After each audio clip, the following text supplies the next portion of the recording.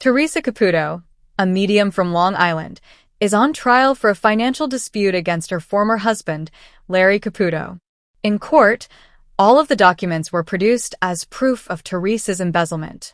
After carefully examining the records, the court gave Larry a 3-year prison sentence. "I have always prayed to God for this justice," Theresa remarked tearfully after the verdict. Tension was in the air that afternoon inside the Nassau County Courthouse. Whispers echoed through the museum, cameras clicked like restless insects, and reporters crammed themselves onto the wooden benches. Everyone had arrived to watch the widely reported trial of Theresa Caputo, a medium from Long Island, and her ex-husband Larry Caputo. Rumors of financial wrongdoing, hidden accounts, and bitterness from their divorce had been circulating in the media for months. The stern gaze of the law was now scrutinizing Theresa, who was well known for her striking hair, dramatic nails, and her ability to communicate with the dead. Stacks upon stacks of documents had been laid up by the prosecution, with each page underlining transactions that presented an unsettling image. Theresa allegedly embezzled enormous quantities of money from joint business operations, leaving Larry financially depleted and betrayed, according to the narrative. However, as the trial progressed, things started to change in a way that even the most experienced court watchers found shocking. Larry was sitting at the defendant's table, looking calm despite his pale face. Despite his attorney's valiant efforts, the evidence was overwhelming. Wire transfers, bank statements, and in-depth testimony from financial specialists all demonstrated Larry's own poor money management and, in certain situations, outright money laundering. Theresa's ex-husband had to face the consequences of what had started out as a lawsuit against her. The whole courtroom held its breath until the judge returned with the verdict. After examining the evidence, the judge said in a steady, thoughtful voice, "It is evident that the defendant, Mr. Larry Caputo, committed the financial deceit and theft, not Mrs. Theresa Caputo. Mr. Caputo is thus given a 3-year sentence in state prison by this court." The room echoed with a collective gasp. Reporters frantically tapped away at keyboards, taking notes. His legal team sat transfixed in shock as Larry lowered his head, his shoulders trembling just a little. But Theresa closed her eyes. Her fingers dug into her palms as her hands gripped together, tears welling up. For Mary, this moment was about more than simply legal validation. It was about the years of silent prayers and the many evenings she had prayed for God to clear her name. Her voice broke when she finally spoke, but it had an indisputable strength. She whispered softly but forcefully enough for the courtroom to hear, "I have always prayed to God for this justice. I think my prayers have been answered today." The reporters surrounded her outside the courthouse. Questions were flung like stones and microphones were pressed into her face. "Theresa, do you feel vindicated? Will this have an impact on your medium work? Are you able to forgive Larry?" The cool Long Island breeze pulled at her blonde hair as she stopped on the courthouse steps. As though speaking to a higher audience, she glanced at the sea of flashing cameras before turning to face the gray sky.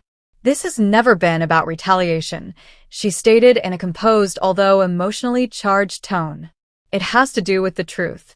I prayed to God for justice, and today I have received that revelation. I still think that forgiveness is possible, but I still think that responsibility is important." Quietly, a handful of admirers applauded as she turned away from the microphones, accompanied by her lawyers. The sight of a woman who had faced trial, condemnation, and mockery, yet still found religion to ground her brought others to tears. Theresa lit a single candle later that evening in the privacy of her own house. Her voice broke, but was filled with relief as she said a prayer of thanks. She felt as though her loved ones' ghosts had been there to support her during the storm in that courtroom. And for the first time in years, she let herself breathe freely as the flame flickered softly. The trial was over. The decision was announced. She believed that justice had finally come. But it was a cool autumn night in New York, the sort of night when the coolness in the air brought with it a weird comfort and a sense of nostalgia. Theresa Caputo received an invitation to a unique veteran ceremony in Long Island, where families and former soldiers gathered to commemorate life, pay tribute to sacrifice, and mourn those who were unable to return home. Known to the globe as the Long Island Medium, Theresa was invited to come not only as a guest but also because she had the ability to heal in a way that very few people could. The ceremony took place in a large community hall with rows of tables occupied by proud families, American flags, and pictures of veterans. The air was cozy, but tainted with the weight of unsaid memories. Spouses stood close, grinning through feelings only they could comprehend. Children ran between tables, and veterans sat together, sharing memories. Theresa entered the room in silence, drawing attention to herself with her distinctively large blonde hair. It happened even though she never entered a room with the intention of drawing attention to herself. "Spirit leads me, not the spotlight," she would often say. Theresa interacted with the veterans throughout the evening, exchanging hugs, shaking hands, and hearing tales. Subsequently, as usual, she experienced the undeniable tug of spirit. Her palm automatically went to her chest as her breath caught. She said, almost to herself in a whisper, "All right, I hear you. I'll find him." As she looked around the room, she noticed a tall man seated at the back. Wearing a clean navy blue jacket with military pins properly arranged down his chest, he was a late 40-year-old veteran. Despite his haughty stance, there was a fatigue in his eyes that transcended the battlefield. All night long, he had not smiled. She was being guided directly to him by spirit. Theresa approached and touched the back of his chair tenderly. "Hello, my love." In her distinctive Long Island accent, she remarked, "I don't mean to interrupt, but I have to talk to you." Startled, the man looked up. "Me?" Theresa nodded and said, "Yes, you. Your dad has been talking to me all evening, and he won't let me go until I deliver his message to you." The man's eyes got bigger. His mouth opened slightly, but he remained silent. Others noticed the exchange, and the room around them became silent. Pulling out a chair, Theresa took a seat across from him. "Let me start by saying this. Your father is saluting from directly behind you. That immediately tells me two things. First, he was also a member of the military, and second, he is really proud of you." The veteran gave a sharp blink. He clenched his jaw. "My father served in the army. 10 years have passed since his death. Since then, I haven't felt him." Theresa gave a nod. "That's precisely why he's here, honey. He claims that you feel a great deal of remorse, as if you failed him or believe that you could have done more for him. However, he is currently yelling at me, saying, 'Tell my son he did everything right. Let him know I'm proud.'" The man's face fell apart. His erect stance gave way to shaky shoulders. He made an effort to gather himself, but the floodgates were already open. Theresa went on, her voice like a bridge between two worlds, forceful yet compassionate. "Do you get that he's showing me a gold watch?" The veteran nodded hastily, now shedding tears. "Before I deployed abroad, he gave me his old watch. I have it on my bedside table. I'm worried I'll lose it, therefore I can't wear it." Theresa gave a gentle smile. "And listen to me, when you hear the ticking of a clock at night, or when time seems to slow down, that's him making his presence known. That's his way of saying, 'I'm with you every day, whether you wear it or not.'" The man put both hands over his face. Everyone in the room was silent, observing. Even though they weren't included in the reading, several were already sobbing quietly. It was that close. Then Theresa's face changed. For a brief while, she closed her eyes as though she were hearing a whisper in her ear. They glistened intensely when she opened them again. "He's narrating to me about the day you returned home from duty. You didn't let yourself cry," he says. "Because you believed that you needed to be strong for everyone, you carried a lot of weight within of you. It's acceptable to cry," he says. "You are human, not weak. Let it out now, since I've been waiting 10 years to watch you cry." With flaming eyes and tears streaming down his cheeks, the veteran lowered his hands. Like a youngster once again, he muttered, "Dad," as if no time had passed. Reaching across the table, Theresa took his hand. "He just gave you a spirit kiss on the forehead, honey. He claims that he watched over you every single day. He was always there whenever you thought of him while gazing up at the stars." Despite his limited speech, the veteran managed to utter one wobbly sentence. "I thought he was gone forever." Teresa's voice broke a little with emotion as she shook her head. No, my love. Spirit is eternal. Love is eternal. Additionally, your father is present at this very moment. He simply wants the burden of silence to be lifted from you. He wants for you to be able to laugh, love, and live without feeling as though you are betraying him. Since he is with you already. Abruptly, overcome, the man rose and embraced Theresa. He was trembling and sobbing freely, as though years of suppressed agony were now coming out. He's with you, Theresa whispered as she pulled him close. He is with you. Never question it again. Everyone in the hall sprang up in applause, some clapping, some blotting away their tears, but all profoundly affected by what they had just seen. It served as a reminder to everyone in the room that love endures, that ties do not break with death, and that healing is possible even after years of silence. It wasn't simply a message for one man. The veteran's face was filled with gratitude as he finally relaxed and turned to face Theresa. Thank you, was all he said. Tonight, you gave me my dad back. Theresa put her palm over her heart and smiled pleasantly. No, my love. Tonight, your father returned you. The message was recently delivered by me. And the atmosphere in the hall changed as the evening wore on. There was brightness where there had been darkness. There was relief where there had been grief. And the spirit of his father has finally relieved the burden of 10 years of unsaid sadness for that one veteran. But the little town community center was a hive of activity on a cold Long Island October afternoon. There was a sense of quiet expectation in the air, and the folding chairs were neatly lined up. In the hopes of receiving a message from their departed loved ones, people had come from far and wide to meet Theresa Caputo, the Long Island medium. All arrived with open hearts, while some did so with hope, pain, or curiosity. A woman named Marissa sat among the people. With her dark hair tied back and a pair of reading spectacles resting on her head, she appeared to be in her late 40s. As she waited, she nervously rubbed a silver locket around her neck. Her late husband, Daniel, who died 2 years ago from a fatal heart attack, had owned the locket. Marissa had been living in a fog of bewilderment and grief since his death. Whether it came to managing their finances, parenting their kids, or even picking on the color to paint the walls of the living room, Daniel had always been the one to help her make decisions. Marissa frequently felt immobilized without him since she couldn't trust her own instincts. She hadn't informed anyone, but she needed direction, and seeing Theresa wasn't only to hear that Daniel was okay on the other side. Regarding the decisions she had to make, selling the family home, their daughter's impending marriage, and whether she was capable of handling life on her own, she needed to know Daniel's opinion. Theresa arrived at the event with her trademark blonde hair up, her nails done to perfection, and her enthusiasm as strong as ever. Spirit is already speaking, she replied with a kind grin.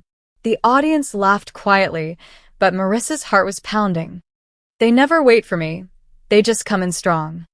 Theresa started to move across the rows while making dramatic hand gestures.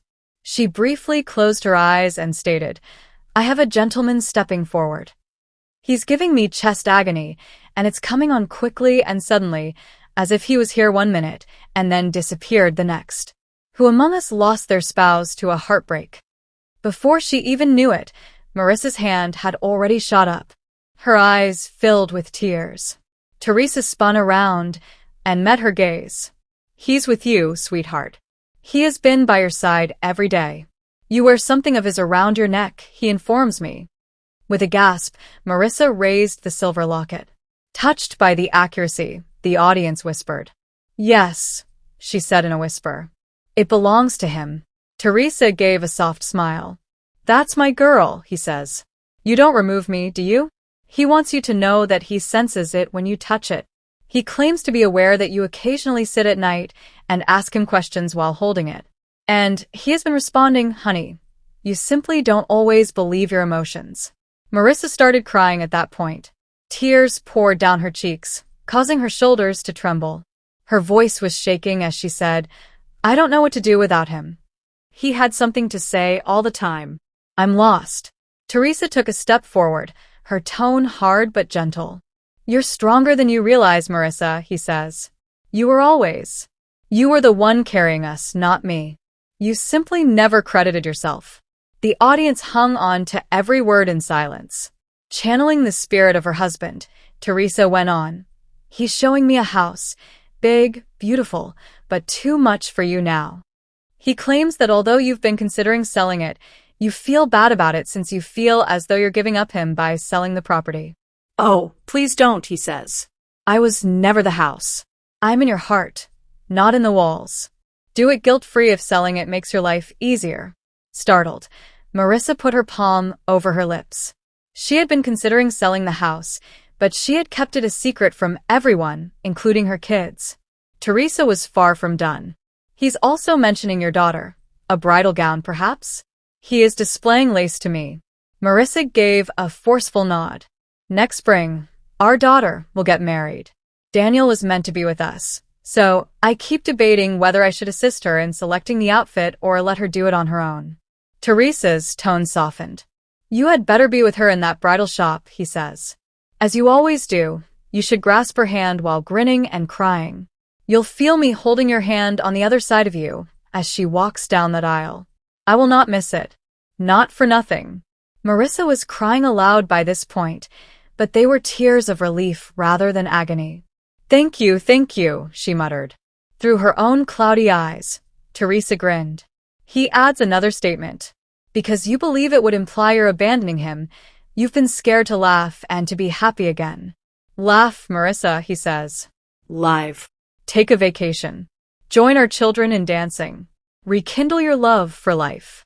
That's honoring me, not betraying me. Your smiles are a constant reminder that our love endures.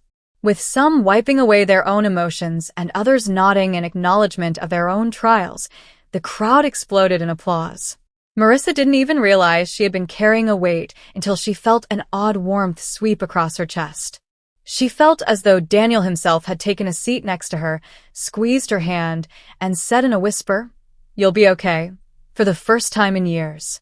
Marissa remained seated for a while after the ceremony, holding her locket in both hands. The silver seemed like a bridge to the guy she still loved, who had just spoken to her through Theresa's present, rather than a chilly reminder of what she had lost. I heard you, Daniel, she said to herself as she got up to go. I'll be resilient. I'll chuckle once more. I swear. Marissa no longer felt lost as she stepped outside into the cool evening air. She felt led for the first time since her husband's death. She came to the realization that love only changes forms. It never dies. And occasionally, that love may still be heard clearly with a little assistance from someone like Theresa Caputo. But Theresa Caputo found herself driving down a quiet road that she never imagined she would take for herself. Not now, not at this point in her life. It was one of those cool autumn mornings in Hicksville, Long Island. The road led to one of her neighborhood's most renowned gravestone shops, St. Charles Monuments and Memorials. Theresa has spent years assisting bereaved families in choosing memorials for their departed loved ones, always offering them spiritual comfort and empathy. However, it wasn't for a customer this time. It was for her. After pulling up, Theresa inhaled deeply and whispered to herself, "Oh my God, Spirit, what are you guys forcing me to do today?" She brushed her large blonde hair out of her face and chuckled nervously before entering. She was instantly recognized by the storekeeper, an elderly guy named Frank. He smiled warmly and introduced her as the Long Island medium, Theresa Caputo. This is unexpected. In what way may I assist you today? After a moment of fumbling with her rings, Theresa eventually said something. Frank, I realize this may sound a bit depressing, but I believe it's time for me to purchase my own tombstone. Frank blinking, startled. For oneself? Yes, for myself, she stated breezily. I've dedicated my professional life to assisting individuals in connecting with spirit and promoting family healing. Spirit has also been bugging me lately, saying things like, Theresa, you always advise others to get ready for the future, so why not get ready for yours? So here I am. Theresa experienced the usual tingling sensation in her body that indicated her spirit was near as she passed by rows of granite and marble headstones. All right, Spirit, don't freak out the poor man working here, she said softly. Please just show me the signs without tipping over a vase. She came to a halt before a tall, soft-edged, pearly white stone. Despite not being the largest or most ostentatious, it exuded tranquilly in some way. Grinning, she brushed her palm over the surface. She muttered, I think this might be the one. Then, however, Spirit addressed her in a way that only Theresa could comprehend. As if her own grandparents were standing just behind her, she experienced a surge of love. Don't make this about sadness. Her late father's voice could almost be heard in her mind. Make it about your identity. With tears in her eyes, Theresa laughed. Obviously, Dad. You're correct. Even my gravestone must have individuality. It must be me. Frank came over with his notebook. What do you want to include in the inscription? Theresa grinned. Well, anything gloomy is not what I want. Nothing along the lines of beloved mother, wife, daughter. Yes, I am all of those things, but I also want visitors to find me funny. I want them to believe that we are still in communication. Thinking, she drummed her long fingernails on the stone. How about this? She never stopped talking and talked to dead people. Frank started giggling. That is by far the most inventive inscription I have ever heard. Theresa smiled, yet her eyes grew softer. Jokes aside, as I'm a spiritual person, I also want something spiritual. Perhaps beneath the humorous sentence, it might read, forever connected through spirit. That way, people will know that even though I'm physically gone, I'll still be here. She took her son Larry Jr. and daughter Victoria to see the gravestone she had selected later that afternoon. When she explained what she was doing, they both hesitated. Ma, this is really strange, Victoria moaned. You aren't even ill. You're planning this now, but why? Honey, this isn't about getting sick or dying tomorrow, Theresa replied softly, putting her arm around her daughter. It's all about mental tranquility. I've always been honest about life and death, as you know. Spirit reminds us every day that life is a fresh start, not the end. I'm making things simpler for you folks when it's my turn by doing this. No stress, no guessing. Simply love. Larry Jr. gave a silent nod, suppressing his feelings. I understand, Ma. The thought of you not being here is just difficult. Theresa gave him a firm hug. I'll always be here, Larry. You will hear me in your thoughts and in your emotions. Heck, I'll probably be shouting in your ear from spirit, you know me. This stone is about me remaining connected, not about me moving away. The wind suddenly increased as they stood together in the memorial shop's peaceful yard. Right on top of the gravestone Theresa had selected, a feather fell from the sky. She gasped as her eyes grew wide. Did you notice that? She gripped her chest and yelled. That's spirit. That is an indication of ease and tranquility. They are telling us that this is the best option. These times were commonplace with Theresa, so her children looked at one another with a smile on their faces despite their skepticism. The gravestone was finished a few weeks later. Her name is etched on white polished granite, with the dates now left unfilled. A tiny angel with wings outstretched was sculpted at the top. Even the stonemasons laughed as they chiseled the amusing inscription Theresa had selected. Standing silently in front of the vacant space, she went to the cemetery where it would one day lay. Most people are scared of this moment, she added quietly. Not me, though. I've learned from spirit that this is not the end. It's merely an extension. And I'll be prepared on that day. All I'll be doing is working from the opposite side. She grinned as she closed her eyes and felt the warmth of the sun on her cheek. Theresa returned home that evening and sat with a cup of coffee at her kitchen table, sharing the event with her close friends. You actually purchased your own tombstone? With wide eyes, one companion inquired. Yes. Theresa laughed in response. And I'll tell you something, picking it out made me feel more alive than ever before. Spirit asked me to remind folks that death isn't frightening, not to frighten them. It's only a part of the trip. She sipped her coffee while leaning back. In addition, I now know that I will have the cemetery's most attractive gravestone when I do visit. And I promise that I will continue to speak, louder than before. Because that was Theresa, fearless, humorous, and always linked to spirit. Everyone shook their heads and smiled. Hi everyone, welcome to my channel. My name is Mina, and I hope you're having a great day. Remember to subscribe to the channel if you enjoy the video.